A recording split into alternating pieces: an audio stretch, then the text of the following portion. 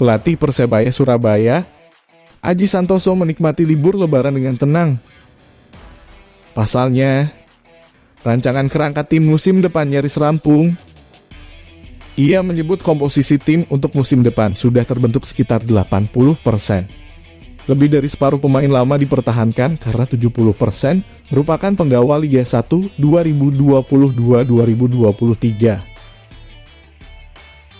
6 pemain asing Persebaya untuk Liga 1 2024 tersebut antara lain Valente, Paulo Victor, Sho Yamamoto, Bruno Moreira, Song Wi-yong, dan yang terbaru yaitu Dusan Spanovic.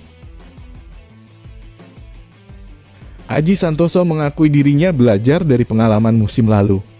Dengan skuad rancangan ini, ia berusaha mewujudkan target manajemen Persebaya untuk membawa tim juara musim 2023-2024. Perburuan pemain dilakukan lebih awal.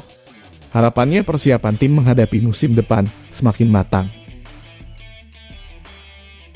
Terkait target tim menjadi juara musim depan, Aji Santoso menyebut merupakan tantangan yang memacu adrenalin.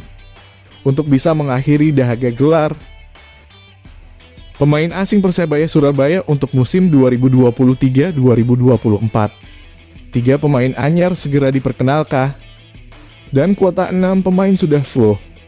Persebaya Surabaya Santer dikabarkan temui kata sepakat untuk mendatangkan 3 pemain asing anyar. 3 pemain anyar yang digait Persebaya Surabaya guna menambah pemain asingnya yang menyisahkan 3 pemain dari musim lalu. Potong. Di sisi lain, masuknya 6 nama pemain asing anyar Persebaya Surabaya diperuntukkan guna memenuhi slot kuota asing Liga 1 2023-2024 yang Santer bakal menggunakan skema 5+1. 5 pemain bebas dan 1 pemain asing berasal dari ASEAN. Potong. Dalam penerapannya, kuota pemain asing 5+1 tak bisa semuanya dimainkan dalam satu pertandingan. Total akan ada 5 pemain asing yang dimainkan, sedangkan 1 lainnya di bangku cadangkan.